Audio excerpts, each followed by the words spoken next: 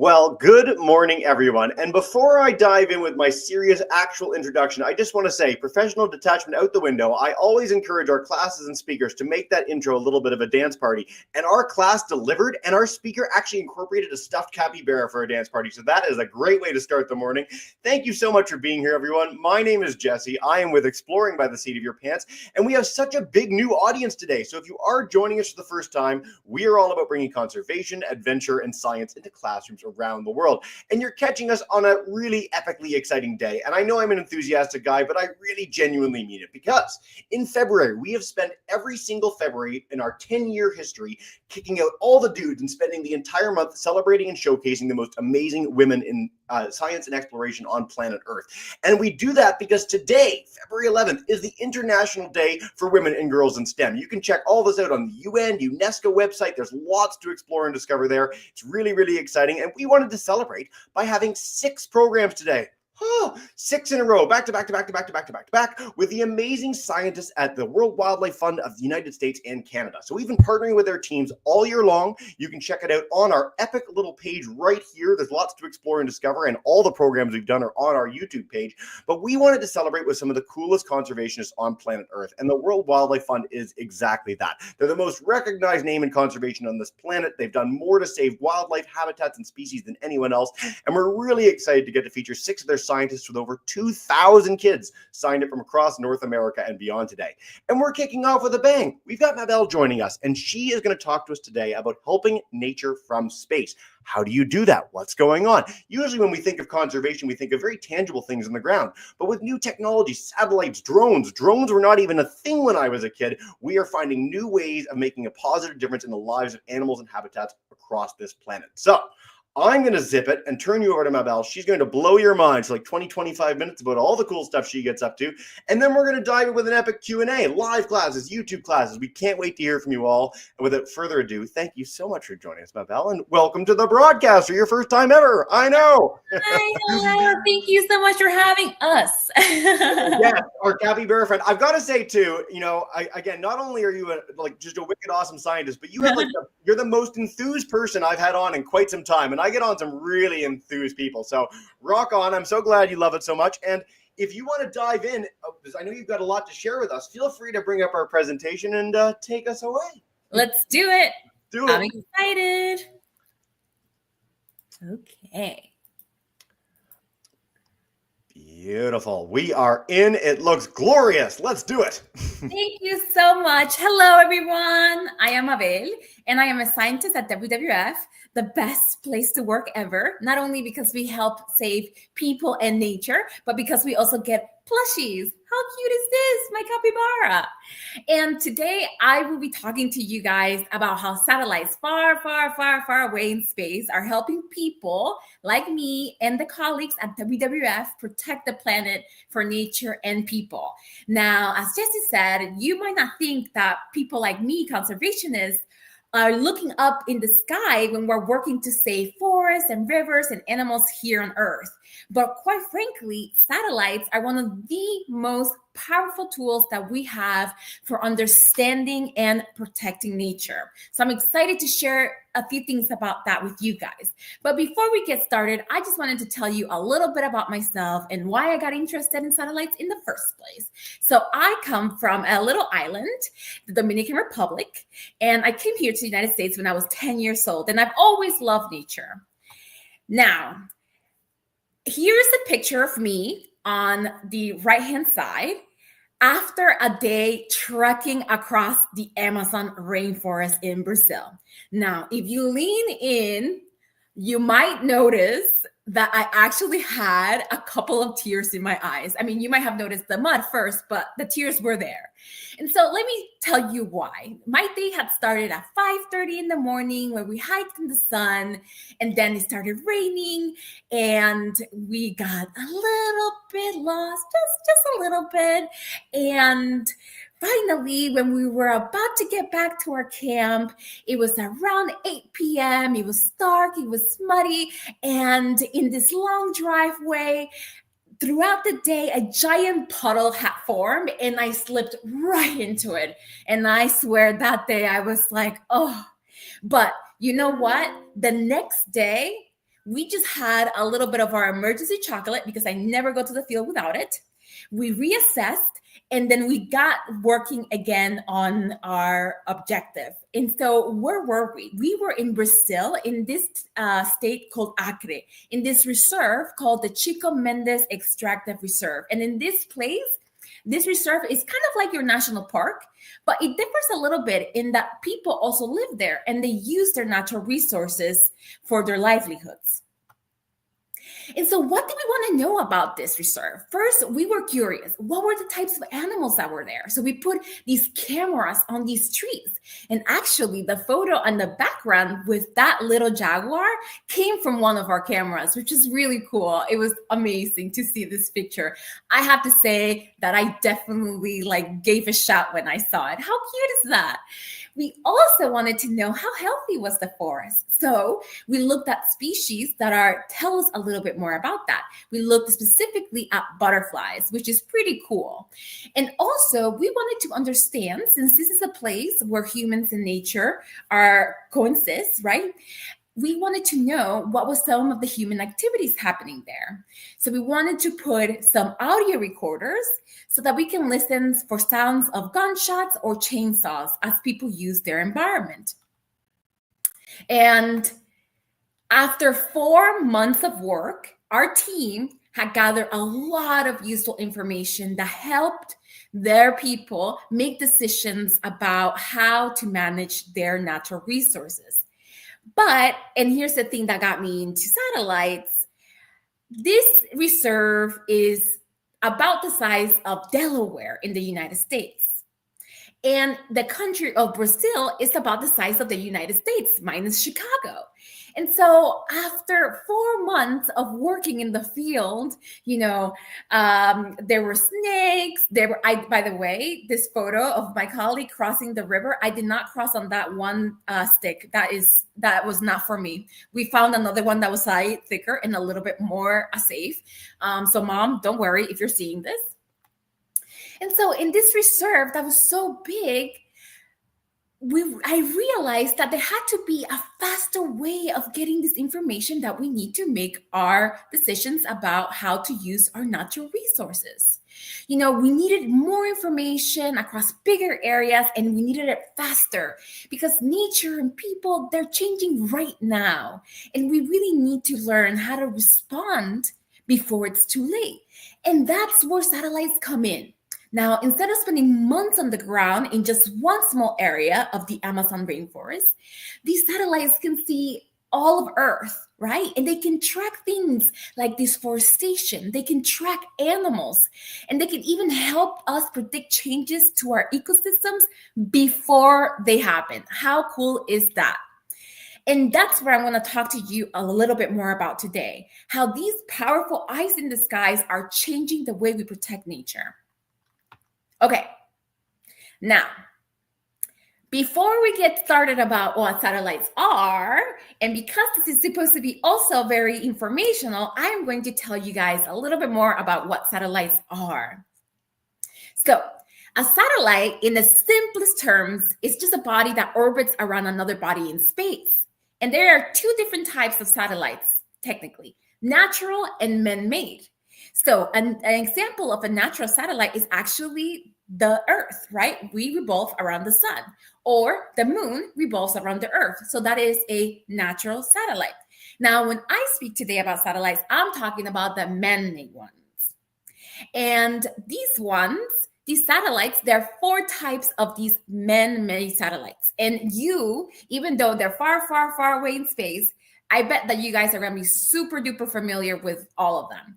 The first types of satellites are for communication. It's how I can call my mama, as an example, and I call her often. I'm a good daughter. The other type is for navigation. So that's how, for example, if you're in your car and your parents put on the GPS on their car or on their phones, that's how they know to get from point A to point B. The third type is an Earth observing satellite. And those are the satellites that that we use, because those satellites are up constantly looking at Earth and measuring and seeing all the things that happen. It measures or looks at forests, oceans, cities, everything. And then the other type is that they observe space to see what's happening. Now, those I don't know much about, and I wonder what they see. But today, I'm going to talk to you guys about the Earth observing satellites. And when you think about these satellites, just think of them as a flying camera and computer that doesn't have arm or legs, but it can see things from really far away and brings back information to us, right? So these satellites help us watch the weather and find directions, etc. And the funny thing is that when they started the first type of these sort of remote ways of looking at Earth, it actually did start with humming pigeons and cameras. I mean, how fun is that? This is where satellites started, more or less. And then we had balloons that had cameras. And then we had planes that had cameras. And then boom, we went off to space. And here we are. I always find this so funny. I mean, look how cute they are. Okay, so what are some of the things that satellites help us do? So I wanted to give you guys an example, a real life example of how we use satellites. Now, here we have an example of a product, Global Forest Watch, that looks at the forest and lets us know when deforestation is occurring around the world, right? It's almost real-time information. So we can look with our eyes to see where things are happening. Now, some of the deforestation is completely it's used by people to build their houses or to trade, as an example, but some of this deforestation is not authorized. And those are the ones that communities on the ground or authorities on the ground really want to be informed about so that they can decide what to do. Now, the really cool thing about Global Forest Watch is that you can actually set it so that it gives you alerts for what's happening on the ground. There are also options for things like alerts for fire, as an example, right? So pretty darn cool. How cool is that? But the problem with this particular system, right, that uses the satellites to see what's changing is that they only send out the alerts once deforestation is underway. So even if you have daily trend alerts, you may not have enough time to respond. So it kind of still limits our ability to work proactively rather than react to it, right? Have you guys heard of this of, what is it? A cure is better than, prevention is better than the cure? I think that's it. And so sometimes you still have, we still end up recording strategies instead of helping prevent them. So actually, satellites and new improvements in computers have helped us actually anticipate when deforestation that is not authorized happens before it happens. How cool is that?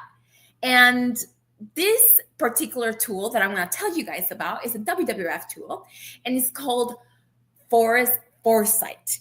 And it helps us predict and prevent illegal deforestation. So how does it do this? Okay, so it's not like it has a magic ball, right? I used to always have one of those, like, you know, when am I going to have some chocolate? Every day if I have my way, but that's not healthy. So what this particular tool does is that it uses information that has been gathered over a long period of time from satellites, from people like me who take notes and record things on the ground. And then it starts to predict and understand what happens before deforestation occurs. For example, before large-scale deforestation starts or deforestation starts, normally you have an opening of a road, right? And so then we start gathering all the information about how people operate, and we put it into this big model, and ta-da, that's how it predicts it's going to happen. So overall, this tool uses the satellite imagery and the knowledge about human activities that come before deforestation to predict where it might happen in the near future. So here you have an example of Forest Foresight that predicted the deforestation that would happen in a forest in Kalimantan. How cool is that? And after predicting where it is, so the prediction area, it actually is exactly where it actually occurred 8 months later. So what does that mean? It means that stakeholders, that people on the ground can have that knowledge ahead of time, and they can be better prepared to prevent or respond faster to deforestation. And so, working closely with governments and local communities, WWF has tested forest foresight in Indonesia, Suriname, and Gabon, and it's already helping to prevent deforestation. In Gabon, for example, forest foresight has led to 34 different field visits, which in turn led to park management stopping illegal gold mining in the Minkabe National Park, preventing the logging of at least 30 hectares. So successes like this have prompted government officials in Gabon to create plans to scale up protection efforts across their protected areas. How cool is that? And okay, I have to tell you that I got started by being very curious and asking my grandmother about a dozen questions about her plants, because my grandmother has a green thumb, which, by the way, I did not inherit. But today, I want to tell you that while satellites are powerful, they still have limitations. And that's where you can come in. You see, satellites can take pictures from space, but they can't always see the really, really small details. And so that's where you come in, because scientists need people on the ground to help fill in those missing details. And one way that you can help is through citizen science. That's when regular people like me, like students, like families and nature lovers throughout the entire world can help collect data for scientific research.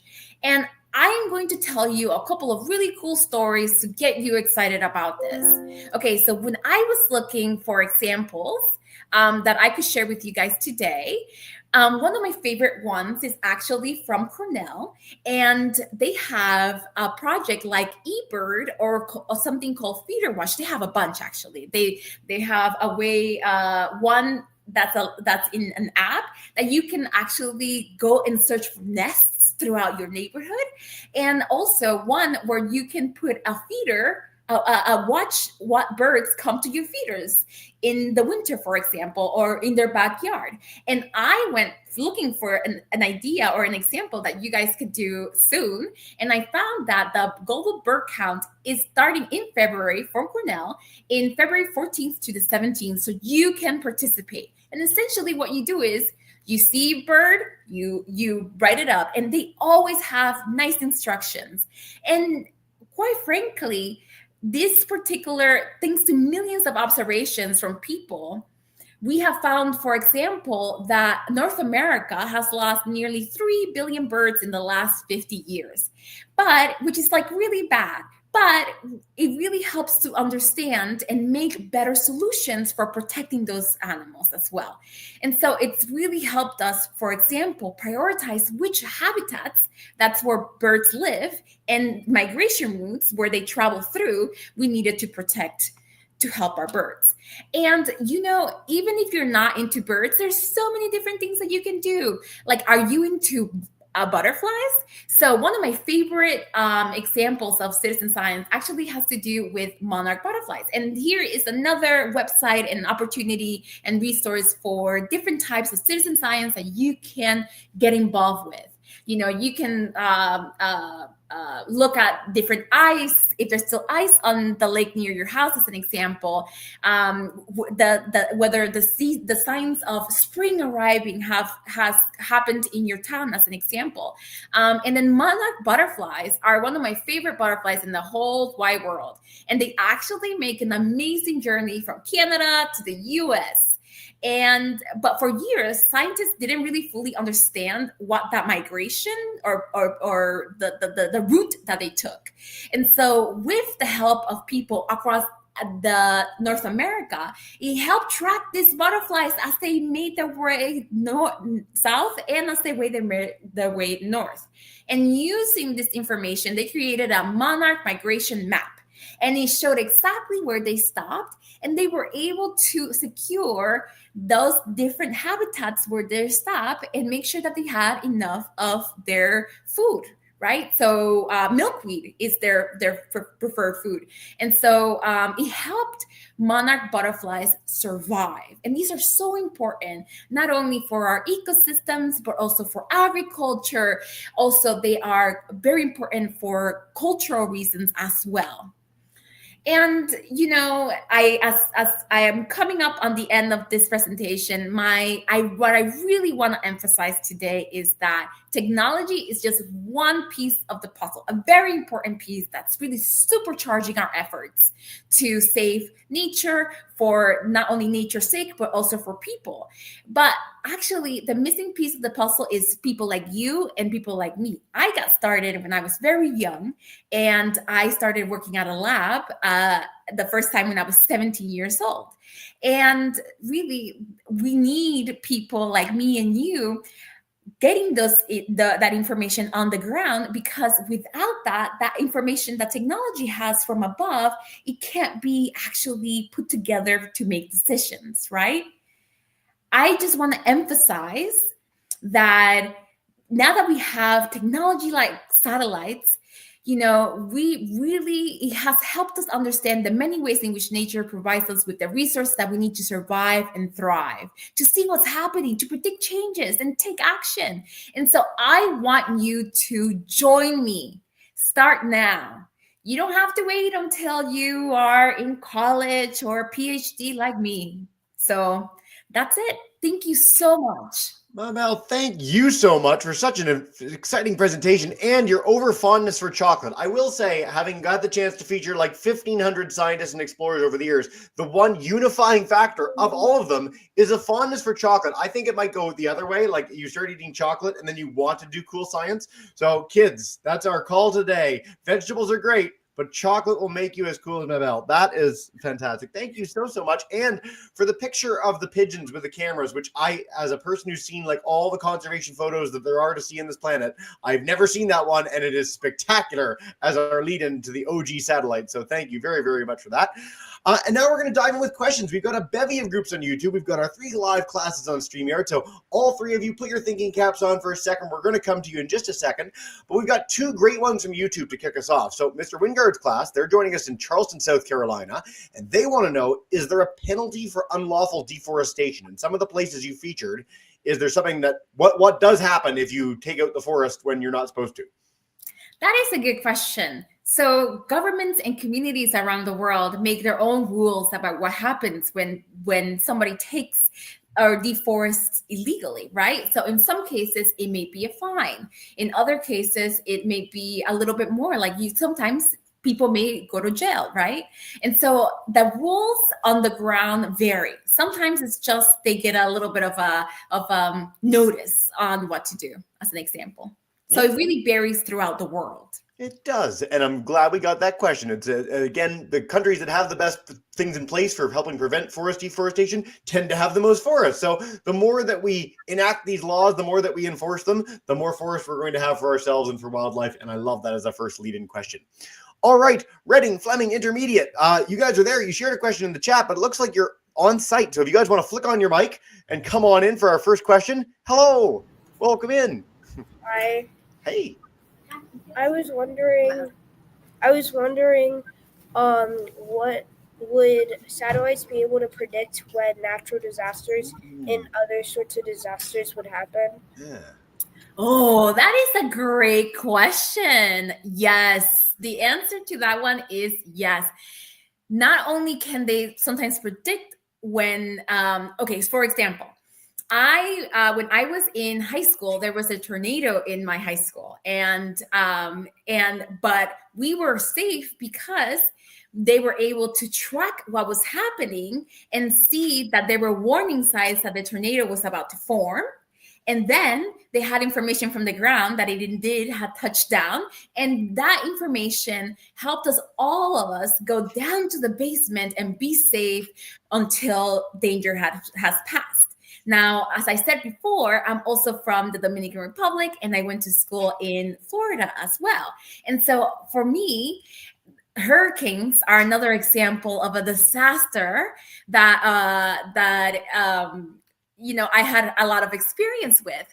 And what satellite information can help us understand is not only we can see it when it's about to form, right? But also we can use information that the satellite gathers, like the heat of the ocean, like how much precipitation or rain there may be, and also try to understand where the hurricane might actually hit.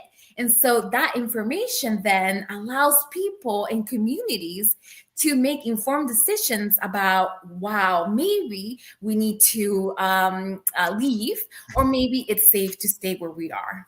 Yep. I mean, imagine 100 years ago, before the existence of this, you're sitting around and suddenly a massive hurricane hits you. And that did happen in the United States, in the Southeast. And now we've got 3-5-day warnings for that because of the amazing work of anyone who's put up satellites, the NOAA hurricane hunters we've had on before. Like, there's some really incredible teams and scientists that are out there helping predict exactly these things. That's a great first question, guys. All right, Miss Boulis's class, grade 6s, welcome in. Flick on your mic and come on in for a question. Hey, guys. Hey, St. Isabel. My question is, what's your favorite theme that you like to explore about? Ooh. Favorite thing that you like, theme or thing that you like to explore when you're out in the wherever you are? Oh, that is a good question. Okay, one thing that I love the most is actually to see how animals interact. And the reason I say this is because when I was little, I went to the zoo, right? And in the zoo, they have animals separated by their different types, right? So if you see, say, snakes by themselves, or you see cats by themselves, or anything like this. But one of the coolest things that I love about being outdoors is to see how all of them are actually living or coexisting in the same spaces at the same time. So I had the opportunity to go to Kruger National Park in South Africa, and I saw elephants running through the wild, and then I saw giraffes chilling and hanging out with zebras and hanging out with all the different types of animals. And I started to understand and learn about how animals actually live together and can sometimes give each other a heads up. So one animal, like the giraffe, has the height advantage, right? So they can see things coming. But other animals might have better ears, right? And so they can hear danger coming. So if they're hanging out together, then you have the giraffe looking above, and then some of the other animals listening in, and they can escape really quick. I just think that's so cool. Cool. I've got to say, as an ecologist by background, that's what that is, the community of animals together, and ecology is the best. And no one's here to dispute it with us today. So for the purposes of today's broadcast, ecology rocks. Way to go. Great question, Ms. Boulis's class. We're going to head to our Ottawa group, La Classe de Madame. Blair, welcome in. Unmute. Come chat with us. Hello. Hello. Hey, Jenna. Has the censor of the natural disasters ever made a mistake, and what happened? Ooh. Oh, that is a great question. Have sensors made a mistake, and what happens? Yeah, they do, right? Sometimes the sensors might be a little bit faulty. So then you may just say oh, for example, that is 1,000 degrees instead of being something that's normal, right? Because like a computer, sometimes your computer is a little bit glitchy and doesn't know what to do. Also, these sensors need to be sometimes recalibrated. And what recalibrated means is when a sensor is going a little bit wonky donkey, you just press it on and press it off. Often that works. But no, also another thing that could help sensors not make mistakes is also when you have information or you collect data on the ground that can help the sensor make sense of what it's looking at, right? And the more information or data on the ground that you have, that you take and you tell the sensor, hey, actually, this that you're looking at, that you said that is 1,000 degrees, is actually more like 300 or something like that. And then if you help the sensor learn what 300 degrees, 400, 500, 10, negative 30, I'm making up all these numbers. If you help the satellite figure out what that actually looks like, then the sensors can become better. And sometimes, of course, sensors are just, sadly they need to be retired, and that's also okay. By the way, not only was that a thoughtful answer on a question that you probably weren't expecting at the beginning of today's broadcast, but two, you introduced Wonky Donkey into the Exploring by the Seat of Your Pants all-time lexicon. So thank you very much for that. Makes my day. We have a question from Caesar. So Caesar's in Nicaragua and has been joining us like all month long, super into everything. So welcome back, Caesar. He wanted to know, in your Amazon adventure, was there a most dangerous thing that you saw? Was there something you needed to worry about when you were hiking around there in the mud? Yes.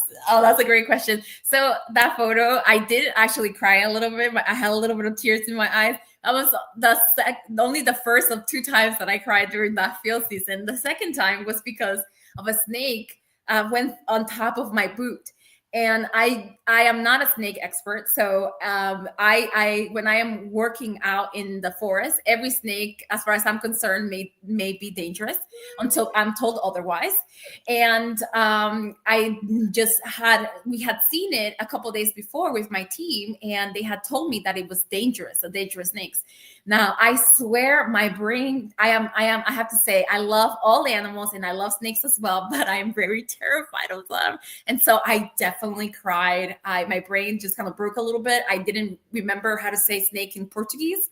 So I said it, I think, in like Spanish, English, and then just like, and then Portuguese, so that I can help, so that people can get out of the way, so we can sort of navigate away from snakes. Yeah, snakes scare me. I prefer capybaras, you know. Yeah. The snakes can eat capybaras, by the way, just so you know. I would have the exact opposite reaction. If a snake went over my boots, I'd be like, oh my gosh, it's a snake. How great. I love snakes. But yes, a very common fear of folks in the field you're not the first person to mention that is something that made them cry while out in the jungle somewhere. All right. A great question from Sawyer. Sawyer's in Newfoundland with me and wants to know what kind of drone you use for the work that you do. Is there a specific kind? Is it what needs what may when you're out in the field? What's the deal? That's a great question. Honestly, so the drone that I have most experience with is actually called LiDAR, and it's something that we use here. It's actually the same technology that the smart cards use to see what's around them on the streets, or actually your phone. If you have the one that recognizes your face, it uses those sort of almost like X-rays almost to see what's happening. And so that's what I have most experience with. And so what this LiDAR drones do is that it sort of takes an X-ray and creates a 3-dimensional picture of the forest. And that's really cool, because before that, what we had to do is actually like measure each tree and go around. And that's, I'm a tree hugger as I first and foremost, as I like try to measure it. But with this LiDAR, you can actually get information about the size of the trees often, and sort of like what the landscape looks like, which is super duper cool. But to add to that answer, really the technology that you use just has to fit whatever question you have. So for some people, it may be a thermal camera. So that's really cool for people who work with, for example, fires, which is awesome. So really, it just depends on what question you're asking, and you match the question to the technology to the best of your ability. Kids, even if you're not as passionate as Mabel is about the amazing work that she does, if you can find something that you're as passionate about as she is, your life is a success. I mean, we've seldom had people quite as enthused as you. So thank you for this. And I want to stress, like you and I, when we were kids, like LiDAR satellite things and drones, like that did not exist. Like you kids are growing up in this era where this is like, oh yeah, of course we scan the whole forest. And I mean, like that was like decades of work from teams of like 1,000 scientists. And now it's like, whoop, and done. And I mean, that opens up so many doors for saving species, for doing all sorts of cool scientific questioning in the rainforest and beyond. So it's a really, really exciting time. So thanks, Sawyer, for that question. We're going to go back to all our live classes. So Redding, Fleming, come on back up, unmute your mic, and take us away with a second. I know you guys have a bunch, which is awesome. Hey. Hi there. One of our questions is, how do satellites track animals and insects if they're all so small? Yeah. That's a great question. So So they don't yet track insects as far as I know, but there's a couple of ways in which satellites can track animals. Okay, so as I was thinking about some cool examples to show you guys, this didn't make it, but I'm super happy that you asked the question. So recently, for example, they use satellites to count the number of elephants, right? So that's really cool. They just have it's just elephants are big enough, and with enough information about what their habitat looks like, their home, and enough information of telling the satellite, oh hey, yeah, this is actually an elephant. You train you not only use the satellite information, but you train the computer to start recognizing what the shapes of the elephants look like from above, and so then you can track the elephants, which is so cool. The same thing was done actually for penguins, which is awesome, and we actually found that there were far many more penguins than we thought there were, which is so cool because we always love those positive stories. Other ways is if you combine some of those things, right? So like if you have a tag, like an Apple tag, for example, that you can put on your luggage when you go traveling or whatever that may be, or maybe a tag that you put for your animal or something like that. Sometimes that GPS that GPS signal, satellites also pick it up, and then you can sort of track it as it goes along.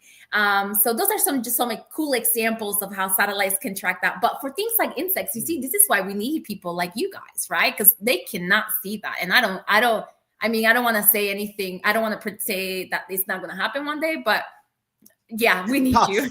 It would be tough to scan an individual insect. You can track things like a locust swarm from something like a satellite, but they're big enough. And what we use, you talked about monarch butterflies earlier. We've done a lot of monarch programs here at Exploring by the Seat of Your Pants, and you can track their movements with tags that you put on them, but you have to have a physical device on the butterflies to do that, which is really cool technology in its own right.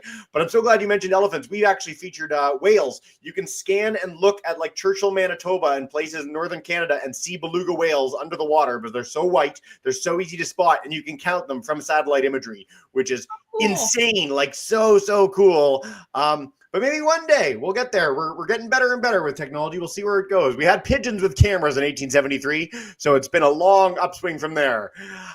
Miss Boulis' class, come on back in, take us away, and Kanata, and yeah, unmute your mic. You're good to go. Hey guys, welcome in.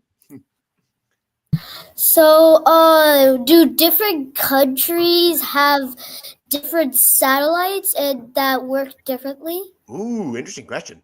Ooh, that's fantastic. The answer to that one is yes, they do. So, I mean, okay, now this is where I have to tell you kids, I don't build the satellites. So the extent to which I can understand the technical differences between them, that's not my field, but yeah, they do. So we have satellites that are from Japan, from Europe, India, the United States, of course, we have some, and they oftentimes do have different sensors up there. So like the different cameras and stuff like that. And sometimes they have the same, which is really cool. And the coolest part about that too, is that if we have some from Europe and we have some from the United States and we have some from something else, then you can like start actually to see like everything all at once. Like the amount of information that you get around the world is really cool, right? Because a satellite can only be, there's only so much, even though they can see a lot, they're still limited, right? And so if you have a bunch of them, then suddenly you can see everything. And also, some private satellites are also starting to come up from, I think Argentina just put one up maybe a year or two ago. There are so many all the time. We did a program on satellite collisions, which is a weird topic in relation to this, but it showed how that video had like the number of satellites that are up, and it's tens of thousands, I believe now. Like it's unbelievable how many things we have in space and the benefit that they're giving to mankind. So really, really cool question, guys. Time flies and you're having fun, Mabel. We're going to take one more question from Miss Boyer's class, and then we're going to highlight a few resources for kids to keep the learning going. I want to stress worldwildlife.org, at World Wildlife on Instagram. So much to explore and discover there. The UN Women and Girls in Science Day, our capybara friend, if you want a stuffy like that. I have many in my life. And then some really cool projects. Again, birdcount.org, journeynorth.org, zooniverse.org is probably the sort of biggest hub for citizen science in the world. So there's so many opportunities out there if you want to help scientists like Mabel do the amazing work that she does. And I hope you'll join us for the rest of our epic day as well. So do check out the rest of our series. But before we wrap up and say farewell, Madam Boyer, come on in and take us away. Hi, this is Kira. So last week we all did projects on non-governmental, like NGO. Thank you. I'm thinking in French. And Kira actually chose WWF, so she's our own little expert, and so she just has a quick question for you. Do you guys like mainly help like marine animals or like land animals, like study and help them? Yeah. Hello, we have a little panda in the making. I love this. So WWF, that's a great question. WWF, we are so cool because we work on pretty much everything. We work on land animals, we work on marine animals, on river animals, and we work with communities all throughout the world. That's actually something that I love the most about WWF as well. We actually work with communities that live in these spaces to help protect nature for nature and people's sake. So if you have a favorite animal, I mean, listen, we have them all. And a lot of them are also plushies. So that's why I love it. I have like a peacock in my desk at work. So we work with a bunch of different animals. You sure do. And again, today we're doing 6 programs, so 5 more after this one. You can check them all out on our YouTube channel if you want to hear from us amazing WWF-US and Canada experts. But worldwildlife.org, so much to explore and discover there. And I love that question. I love that you chose WWF as your project du jour. Kids, thank you so much for everything. Mabel, before we bring them in to say a big thank you and farewell, is there any final message you want to leave our classes with today about helping nature and people from space? Yes, get out there. That's all. That's how you start. That's all you gotta do. Get out there, ask questions, and just be curious. You are a scientist. You can be a scientist. I'm a scientist. And the most important thing is that we love and appreciate everything that nature does for us, for our economies, for our health, for how important it is for the future. So come on. Come on in. You know what? When I'm done these 3 back-to-back broadcasts and Joe takes over for the second half, I'm going to go outside and help too. Maybe take some pictures for that backyard bird count myself. So with that said, thank you so much for kicking off a really epic day for the International Day for Women and Girls in STEM. We're going to bring in our classes to say a big thank you and farewell. So Miss Boyer's class, Miss Boyer's class, unmute your mics. Come join me. Thank you so much. And Mabel, stick around after we're all done. But have a wonderful day, everyone. Bye for now. Bye for now.